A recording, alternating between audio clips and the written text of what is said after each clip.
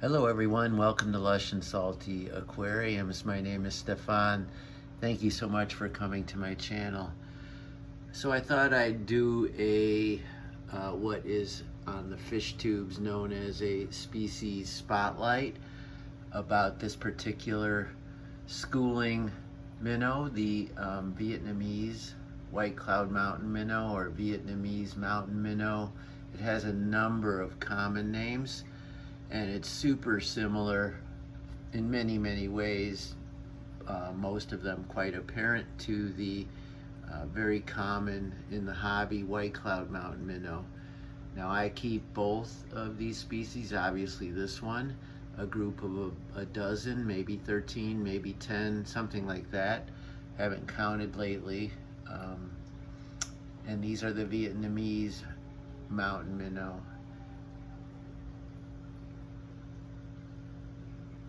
Now I'm just kind of watching in real time as you are. I just think these are splendid little fish. Look at the male right there, those two males flashing. Isn't that something? So beautiful. So one of the best ways to talk about this fish, and I'm not going to just read off of Wikipedia or you know, pull somebody else's species spotlight. I'm going to talk more anecdotally about this fish, and one of the easiest ways to talk about it is to compare it and contrast it to the much more common White Cloud Mountain Minnow, and all the different ways that might be interesting or germane to us in the hobby.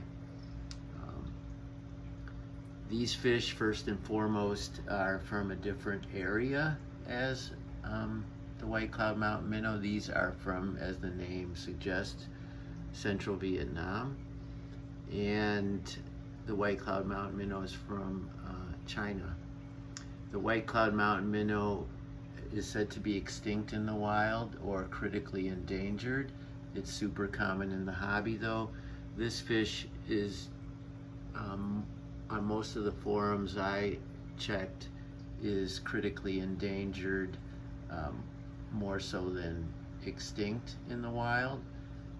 And some of the reasons for both of these fish struggling in the wild are similar, as you might imagine, all coming back to Homo sapiens, us people, pollution, development, etc. But this particular fish may at least currently be struggling a little bit in terms of being fished for the hobby.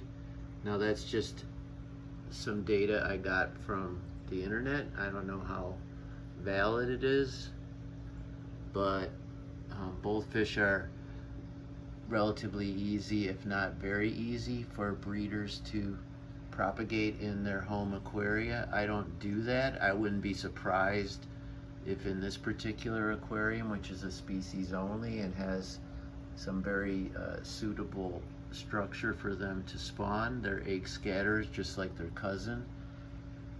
But I haven't seen any fry, obviously, and in a nano tank like this, an uigumi that doesn't have too many nooks and crannies, I wouldn't expect fry to last a New York minute in here. And I don't care, because I'm not breeding fish for profit or even as part of my hobby. I'm more interested in aquascaping plants and happy, beautiful fish. But in an uigumi, because it's a small aquarium, this one is a, I don't know, it's the UNS, forget the model number, it's their 30 centimeter cube. So we're looking at what, between 6 and 8 gallons, something like that. So not a lot of space, and quite a bit of it has hardscape in it. And as typical for me, I tend to do a fairly deep substrate from back to front. So the real estate for them to swim in is more finite than probably less than 6 gallons. So the White Cloud Mountain Minnow would be, in my opinion, too big and boisterous for this particular setup, but the Vietnamese variant,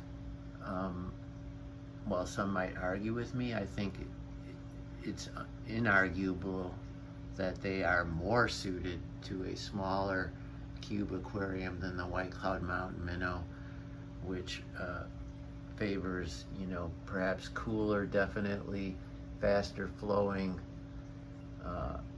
water from the rivers in which they're from, whereas these feel like they'd be more comfortable, or somewhat more comfortable, in a calmer and smaller arena, if you will. And so that's what I'm doing here. So these fish are, I don't know, 20 to 30% smaller than a White Cloud Mountain Minnow. Those can get to 1.5 inches if they're really, if the line is such and they're in conditions are appropriate for them to grow and max out at 1.5 plus, whereas this fish, I think, is maxing out at 1 inch and some small change. These are all about 1 inch. They are very similar looking, and that's, for most of us in the hobby, at first glance or from a distance, we would, rightly mistake them, just as we would maybe cousins and sisters and brothers. But while they have the same scientific front name, they are different fish at a DNA level. And because they're smaller and their behavior is a little bit more contained, shall we say, than a White Cloud Mountain Minnow, they tend to shoal to some degree more than school. And as I stated earlier, they're both egg scattering fish. And you will get flashing like you're seeing from this gorgeous male. And you will get hierarchies, and I think these two are competing for that space in this particular aquarium. And the females have bigger tummies and perhaps are a bit more drab, and certainly don't spar like that. It's not to say that they don't or won't, but that more harmless but more aggressive behavior is, at least from what I've seen, pretty much a male attribute, and it's harmless, and it's fun. It's beautiful. I think flashing, both in the freshwater and saltwater hobby, is one of the great behaviors, because we will see the fish at its most glorious finnage and color when it's doing that. For however brief those moments are, they make a really joyful display. And when the fish are cavorting and carrying on in this fashion, it just makes your viewing pleasure go up exponentially. So I have these in a species only tank, but you could certainly put them in a community tank with any number of other fish that are of its size. Rasboras and tetras come to mind. Perhaps regular White Cloud Mountain Minnows. If someone knows whether these will interbreed with their cousins in that way, let me know. I'm guessing they would, but I haven't, and I ought to research this, and I'm sorry that I didn't before I started filming, but I haven't seen anyone crossbreeding these two fish. I mean, which is a good thing, generally speaking, but just out of a curiosity, I've not seen that. And I am curious as to what that fish would look like if in fact they do interbreed when given the opportunity. Since they're from different areas, that's not going to happen in the wild ever. But in fish tanks, God, if you put 6 and 6, 6 of each, I wonder what would happen. I really do. I'm guessing they would all school together and behave just like they are here, but that breeding would be species only, with some exceptions it would be the exception, not the rule. But that's me guessing. I don't know for certain.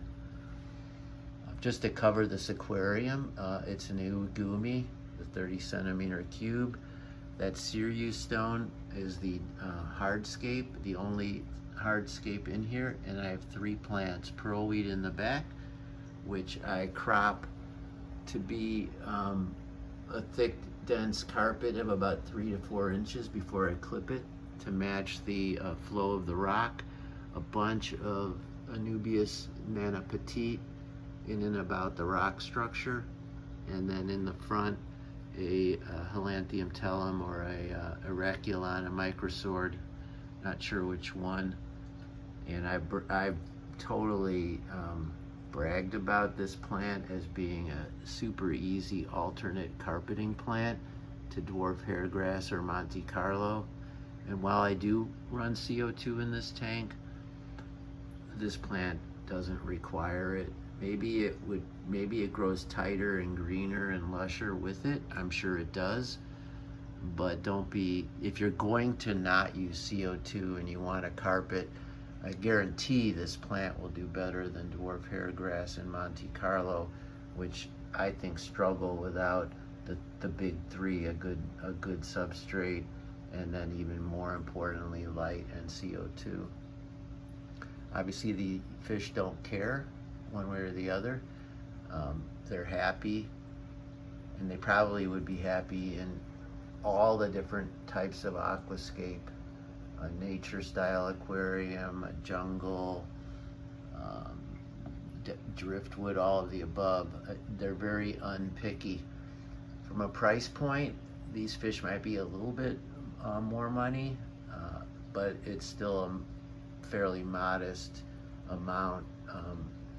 Maybe just 10-20% more than White Cloud Mountain Minnows, maybe more than that. Depends on where you're buying them from. They are less common, but on all the websites, you know, the Wet Spot, Moonlight Aquatics, sometimes Flip Aquatics, I mean, they will have this fish, and if it's not in stock, it's definitely pictured there, and they come in fairly readily. I don't want to say I like these better than White Cloud Mountain Minnows, but right here, right now, I like these better. I like these, let's put it this way, I like these better for this aquarium, absolutely. But in any long aquarium, you know, like my 32-gallon long, I think if given a choice, I would choose a nice strain of White Cloud Mountains to go back and forth along the distance of the horizontal plane of a long tank, whereas in a standard shape or a cube, I would look for this fish. And the smaller your nano tank, I wouldn't get any smaller than this. I mean, I'm pushing my luck with this one, but in a smaller nano tank, these are definitely a more preferred species for a number of reasons. They fit better, I think they school tighter, they're smaller, and their colors, I dare say, are a bit more elegant. That yellow tinge and the way they flare, like both vertically and horizontally, behaviors that are very suited to a nano aquarium, whereas White Clouds are apt to shoot back and forth. And I love that fish, don't get me wrong. And I bet it's easier to breed too, just because there's more research, it's been done longer. As I said earlier in this video, this fish is supposedly critically endangered because of fishing for this hobby, but I'm also pretty certain from my research that it's not that difficult to spawn these either, and probably in much the same way as you would a White Cloud. Clearly they're okay with shrimp. I got 1 million of cherry shrimp in here, and some that are quite small. Like any micro predator, like any fish, a teeny tiny shrimplet is irresistible. but with all this kind of texture and nooks and crannies in the rock there, I mean, you see a little shrimp right there on the Sirius stone. There's plenty of shrimp, let's put it that way. We've also got a host of other kinds of fun snails, and here you see some mid-sized ivory mystery snails. I've got a couple interesting species of nearite, and then sort of a forever colony of ram's horn, which I try to keep their numbers down in here. These fish love baby brine shrimp. They would eat that all day long and twice on Sunday, and they'll eat anything else. The little floating pellets from Aquarium Co-op is a great option, but just crunching any flake between your fingers, and you can't get it too small. They'll eat very, very small little particulates, but they'll also pick apart a large flake, so very easy peasy. If I've forgotten anything about this fish, at least in terms of how I was covering it, by all means ask, and I'll answer to the best of my ability and based on my observation of this group. As always, folks, thank you for coming. Keep your hands in the tank, albeit carefully, and ciao for now.